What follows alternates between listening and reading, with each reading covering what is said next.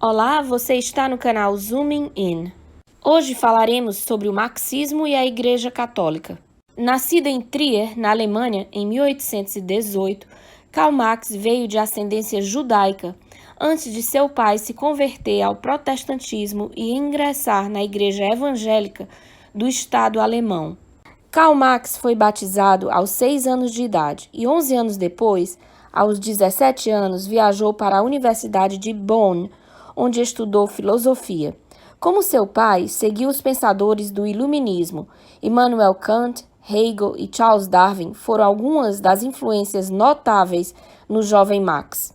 Ele começa então a estudar Hegel, cuja principal ideia como pensador pós-iluminista é a de que o universo não precisa ser entendido, ele precisa ser mudado. Em 1848, Marx escreveu o Manifesto Comunista, juntamente com seu amigo Friedrich Engels, que também foi fortemente influenciado pelos pensadores do Iluminismo. Hegel foi provavelmente a maior influência sobre Engels. Ele adotou a dialética hegeliana, um método que se opõe diretamente aos fundamentos do cristianismo.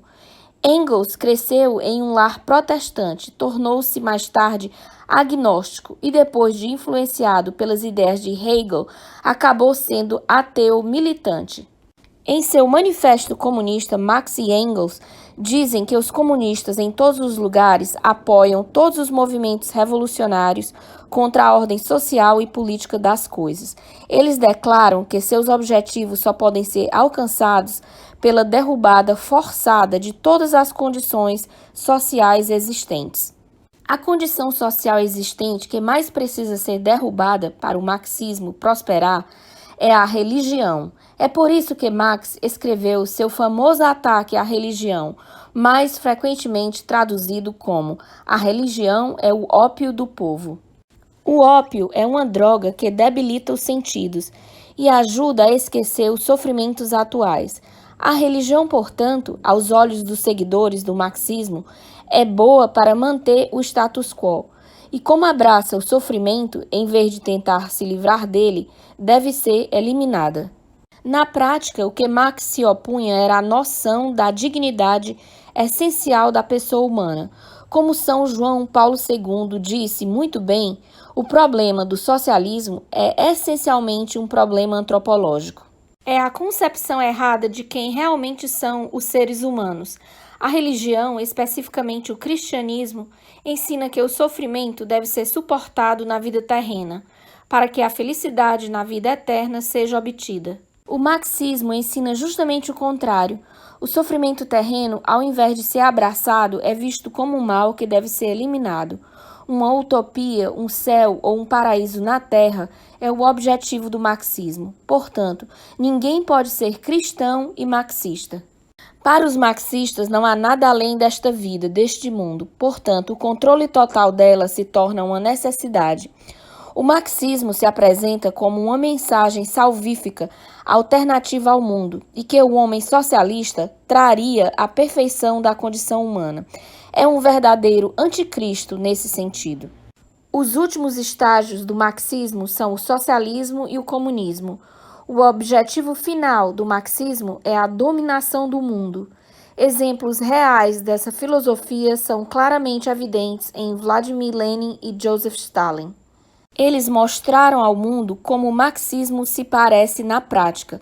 Os soviéticos foram os primeiros a criar os sistemas de campos de prisioneiros, os gulags, onde os cidadãos eram enviados apenas por discordar da propaganda soviética. Milhões foram enviados para esses campos e, de fato, o Gulag foi o modelo empregado por Hitler para o sistema de campos nazistas. Tortura, fome e execuções em massa eram a norma empregada pelo Estado comunista ao estabelecer o céu na terra. Lenin transformou a Rússia e depois a União Soviética em um Estado comunista de partido único, governado pelo Partido Comunista Soviético. Sua própria ideologia era uma variante do marxismo, o chamado marxismo-leninismo. Essa era a ideologia oficial da União Soviética e de outros partidos no bloco oriental. O Terror Vermelho, liderado por Lenin, resultou no massacre de cerca de 100 a 200 mil russos entre 1917 e 1922. Algumas estimativas dizem que esse massacre chega a milhões. Lenin assumiu a Rússia em 8 de novembro de 1917. 4 meses antes, em 13 de julho daquele mesmo ano, na pequena vila de Fátima, Portugal, Nossa Senhora, em uma aparição a 3 crianças camponesas, disse: "A Rússia espalhará seus erros por todo o mundo, levantando guerras e perseguições contra a Igreja. Os bons serão martirizados, o Santo Padre terá muito a sofrer e várias nações serão aniquiladas." É importante notar aqui que a Revolução Bolchevique Russa ainda não havia ocorrido e não há maneira concebível de que 3 crianças pequenas no lado oposto do continente europeu pudessem saber da revolução que se aproximava. Os erros russos que se espalharam por todo o mundo foram relatados pela irmã Lúcia, contados a ela por Nossa Senhora de Fátima.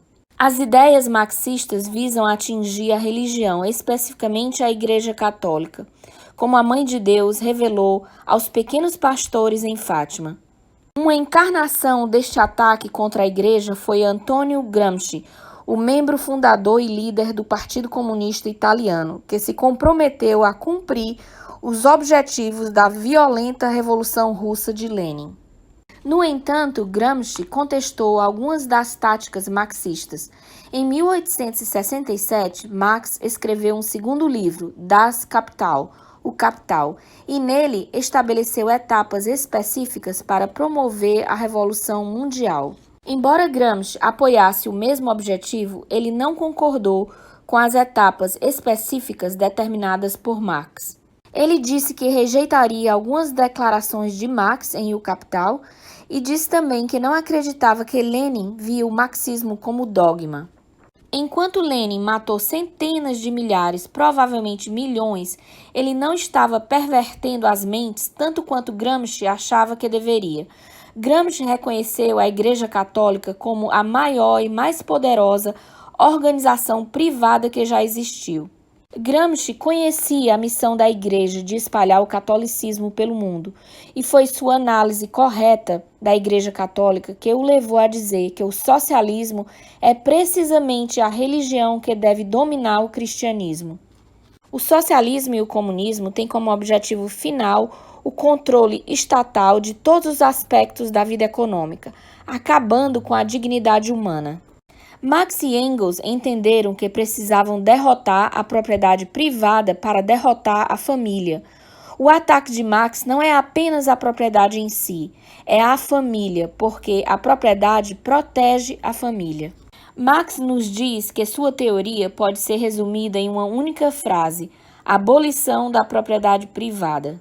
Em 1931, o Papa Pio XI declarou: socialismo religioso e socialismo cristão são termos contraditórios, pois ninguém pode ser, ao mesmo tempo, um bom católico e um verdadeiro socialista. O comunismo é o estágio final do marxismo. É aqui que a utopia, onde se diz que o céu ou o paraíso na terra é realizado. Não há necessidade de dinheiro, competição, propriedade privada, governos, estados, nações e, especialmente, não há necessidade de religião, porque a sociedade é completamente sem classes. A Igreja Católica sempre condenou esse estágio final do marxismo, e o decreto do Papa Pio XII, de 1949, contra o comunismo, excomunga todos os católicos que colaboram ou votam em organizações comunistas. O Papa Bento XVI disse que a sociedade que quer absorver tudo e fornecer tudo para todos está se preparando para destruir o próprio homem. Portanto, as ideias do socialismo e do comunismo são e sempre foram contrárias aos ensinamentos sociais da Igreja. Eu sou Neda Bezerra para o canal Zooming In. Se você ama a liberdade e a democracia e gostou desse vídeo, por favor, se inscreva no canal, curta e compartilhe. Obrigada!